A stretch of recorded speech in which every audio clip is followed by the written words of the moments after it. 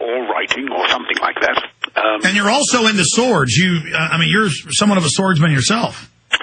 I used to be. Unfortunately, I broke my back and my arm on a film set about 6 years ago. And I didn't know that. I moved from being a fairly hard old man, really, to being an old wimp. But I have to confess that even before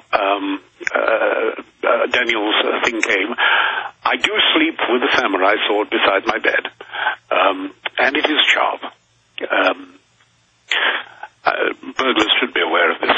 I tend to swing rather heavily, just in case we get a visitor. Incredible, absolutely incredible. Wow, I didn't know you'd broken your back and your arm. What film was that? Oh, it was a piece of rubbish, really, called The Femme Musketeer.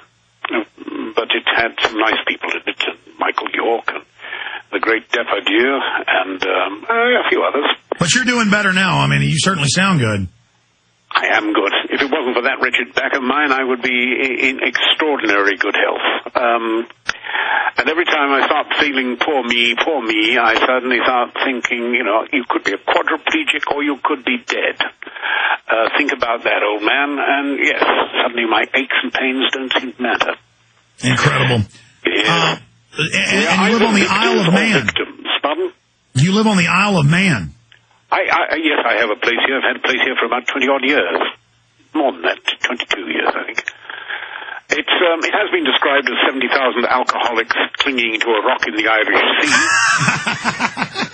But it is a little bit better than that. Oh, my God.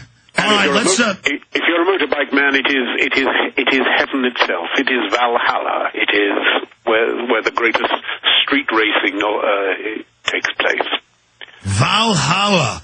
Yeah, Rick Linklater was over there making a movie about Orson Welles. He told me it was a really neat place. I want to visit it sometime. John Rhys Davies is our guest. Let's go to the director, reclaimingtheblade.com. And here is the film. They actually gave me some free copies to give out as prizes. So I will just say this, that at the end of the show, I am going to give you an email address, and the first 10 emails that come in asking for one with your address, you get Reclaiming the Blade.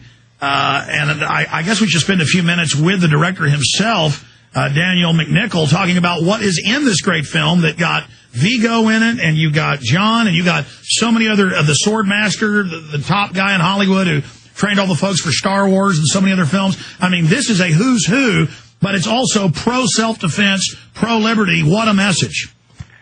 Wow, what a conversation you guys have been having. I feel unworthy to chime in. You've always got great guests, and John's absolutely one of them. But yeah, the film is out now. It's available, going to soon be available at Barnes & Noble, so you can kind of walk in the store and pick those up, and Hastings, a couple other brick-and-mortar type stores, and of course it's on our website, and Apple iTunes is going to soon have it as well for digital download and all that good stuff. But no, it was a lot of fun to make, and working with people like John Rhys Davies, legendary actors of the screen and stage. It's just I'm honored, to have had the opportunity to work with these guys and just bring this story out there. Well, I know you'd made some other, pretty big films, but I mean, even for a huge director or somebody who's had a bunch of big films, it's hard to get all these actors and all these. No, I've done nothing so far. This is my first film, but I'd seen you've been involved in quite a few other big productions. I guess this is your first film that's yours. So that's my question. How did you get all these great people together? Well, it starts one at a time, and it always helps to have somebody like John Rhys Davies early on, believing in the script, and his name is not only legendary among the fans, but legendary among other actors and filmmakers. So having somebody like him on board. That's right. I should add, it's narrated by John Rhys Davies. That's right. And he's also in the film, and then there's a extra DVD that comes with it. Correct? Yeah. Actually, that's where our interview with John is, and of course he narrates the film, so he's performing. And the other fellows, Vigo and Carl Urban and Bob Anderson, who was Darth Vader, we did interviews with them, of course. So Darth Vader.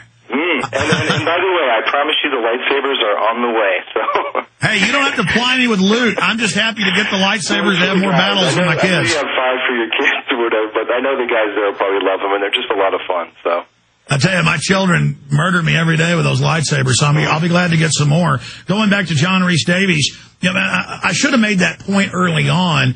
Because I was aware of it, you were instrumental in getting this made, and were really the first big name to come on board. Was that because you're just so into the history of the blade and reclaiming it? I thought it was a very interesting idea. I'm quite well read, and it's not often that I read a script that actually informs me so much about areas that I had no idea existed. And I thought it was really deserving of attention. And I'm glad that I was in some very slight way useful in getting the thing made and put together. But please do not overestimate my powers or contribution. This is Daniel's project.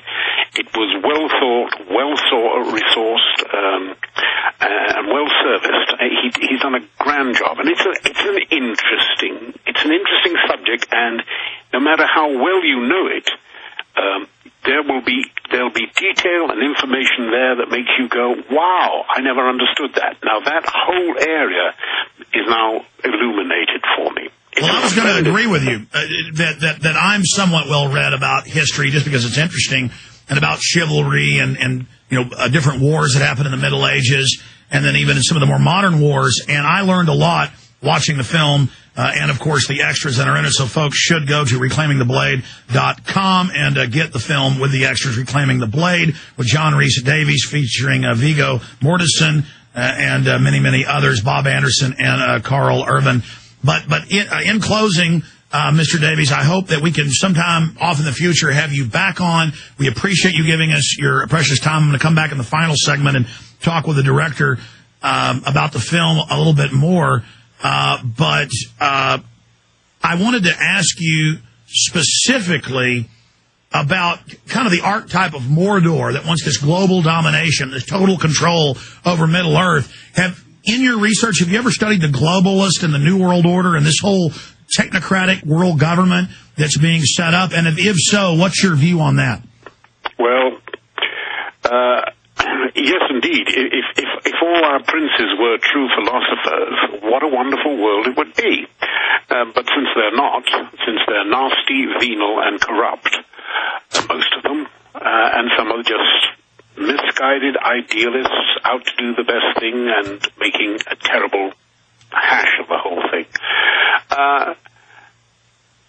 In the end, liberty is down to individuals and groups of individuals. Sometimes it can be expressed as a nation. The United States is still the most liberally, and I mean that in the finest way, is still the country with the greatest level of liberty and a personal sense of self-worth and self-liberty. It is the great defier of tyranny.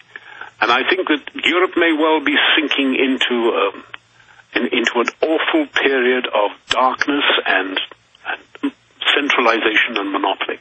Don't let your country do it, and frankly it won't. So the United States is Midas Tirith, and it needs to stand with liberty and freedom, but we need Europe as well, and we've got to stop these powerful forces that want to loot and rob us, and thanks to people like you speaking up and standing up, we may be able to do that. John Rhys Davies, again, thank you so much for joining us from the Isle of Man. And God bless the United States, sir. Good night. Yeah, you too, sir. God bless England over there. Take care. All right, that was an amazing interview with John Rhys Davies. I went ahead and skipped that final break because, I was excited to have him on because I like the movies he's in. And, we'll talk about swords and the history of self-defense. But that was a blow-me-away interview, plus some of the behind-the-scenes discussions, going back to Daniel McNicoll. Daniel, man, when you told me he was into liberty and freedom, he certainly is. Well, it's a symbol of the sword, and like John Rhys Davies, and I mean this in the kindest way, I'm a foolish dreamer. And I think we need to keep the faith. I think we need to start believing. And I think, the road to destruction vision is wide, and the path to truth is very narrow.